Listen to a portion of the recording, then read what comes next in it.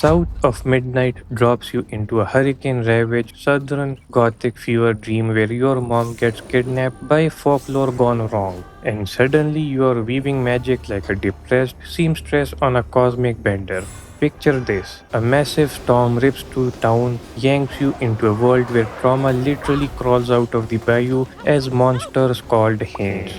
And your only hope is unraveling the universe's ugly tapestry one thread at a time. On April 8, 2025, Compulsion Games under Xbox Game Studios decided to serve up this third-person action-adventure on Windows, Xbox Series X and S, PlayStation 5, and even Nintendo Switch 2, all running on Unreal Engine 4. I cranked everything to Ultra with DLSS doing its best DLAA impression and motion blur mercifully turned off. Welcome to Nullplayer Paradox. I am Castigator and today we are diving deep into whether this painterly southern tale is worth your time or just another pretty storm that blows over.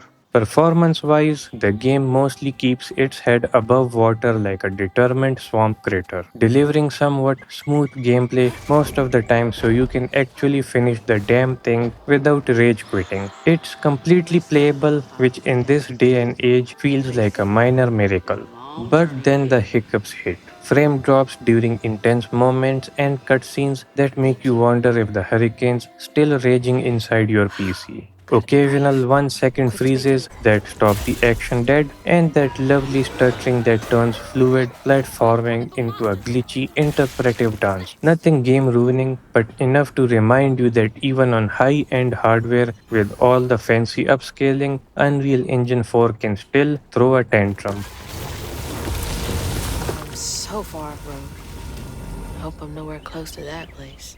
Speaking of technical gremlins, the bug situation is surprisingly solid with no major game breakers to speak of, which is a relief because nothing kills a dark folktale faster than your character phasing through reality. Yet there are these annoying little struggles where grabbing edges or climbing feels like the game is actively gaslighting you. Getting stuck around enemies or in wonky terrain that turns exploration into a frustrating game of twister. Texture and shadow flickering pop up like unwanted ghosts, and object pop ins make the beautiful environments feel like they are loading in on dial up. It's playable, sure, but those moments yank you right out of the moody atmosphere.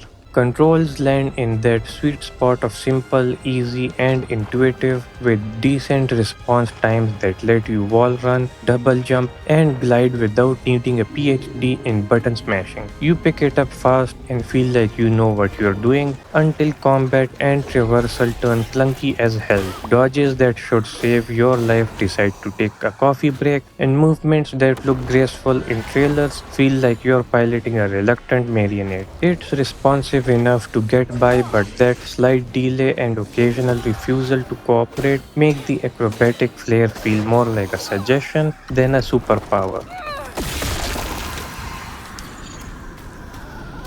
Alright, now to keep going. The story starts strong, sucking you into this modern dark folk tale rooted in the American Deep South, where a hurricane drags Hazel into a realm of manifesting memories and folklore. There's genuine curiosity as you uncover family secrets and this ancient weaving power that lets you see the cosmic tapestry, solidify echoes to rebuild bridges, and puzzle your way through blocked paths. The ending actually stuck the landing in a way that felt satisfying. Problem is, once the credits roll, it all fades pretty quickly into what was that about again? It's a basic grabs attention in the moment with its emotional beats, but nothing truly memorable lingers like the best Southern Gothic tales should. Sound design though, this is where the game sings literally. Decently good audio work with strong voiceovers that sell the lively characters and immersive environmental sounds that make the bayous feel alive and eerie. The soundtrack blends traditional blues, twanging folk, and soulful jazz, wrapping the whole experience in rich cultural history that pulls you deeper into the deep south vibe. Nothing to complain about here, it just works and elevates everything around it. The environments and world design are an absolute triumph. mostly linear paths with just enough side exploration for collectibles to keep things from feeling like a straight hallway. Lush bayous, decayed landscapes, and mountain regions come alive with an artistic, painterly style that's pretty to look at and packed with smart environmental storytelling. It reminded me of mixtape in the best ways, vibrant, detailed, and full of personality, but with a lot more gameplay and character in it. You weave through these stylized southern settings, reconstructing the past to move forward, and it never stops being a visual treat. No real complaints, this is peak world building for a game like this. Gameplay and game feel keep it straightforward as a solid action adventure experience loaded with platforming, traversal, and puzzle solving using your weaving abilities. It's linear in the best focus on the story way with agile movements like wall running and gliding that make traversal feel dynamic when it clicks. You learn abilities early that open up combat and exploration without overwhelming you. It flows nicely for what it is, simple and engaging enough to carry you through the journey without unnecessary complexity.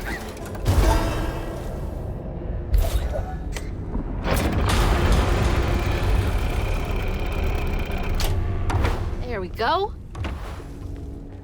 Visually, South of Midnight is stunning, Whoops. like stepping into an animated movie Sounds with like its Hazel again. distinctive painterly art style and stop motion flair in the cutscenes, vibrant facial expressions, unique character designs, and moody HDR visuals of the southern environment make it pop, especially with DLSS helping on PC via DirectX 12 on an SSD. It captures that mythical, stylized Deep South perfectly lush, haunting, and beautiful. The art direction carries a huge chunk of the game's charm, Boys can making only go even so the far in darker making moments kayfabe as a feel like woman. living illustrations. Combat mixes simple, straightforward action with a wide variety of weaving abilities you unlock early, turning fights against Haints, those physical embodiments of trauma, into something more interesting than button mashing. Subduing mythical beasts inspired by real southern folklore to heal their pain rather than just slaughter them adds a neat thematic twist. But clunkiness drags it down. Dodges don't always register, response times feel sluggish, and what should be fast paced acrobatic battles sometimes chugs along like a tired mule.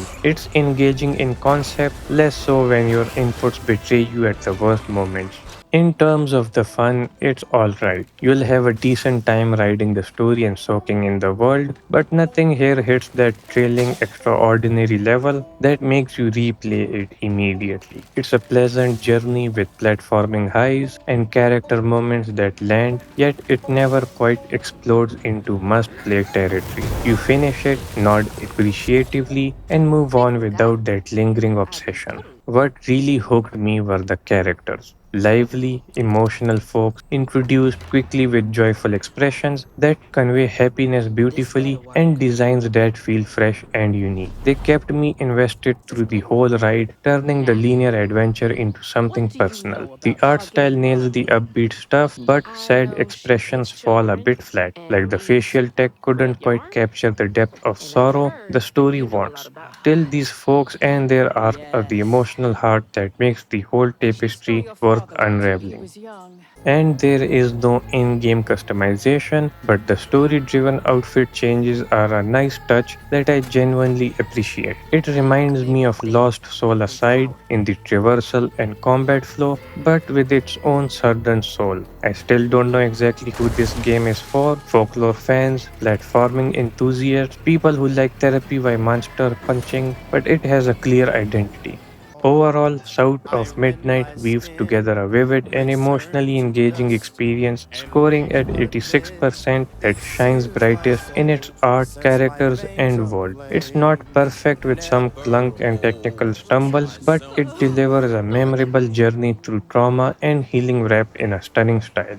That is all for this video. Be sure to like and share this video and subscribe to the channel. I really appreciate the support. Keep watching, keep playing. Thanks for watching. If you liked what you saw, don't forget to like the video, comment, or subscribe for more.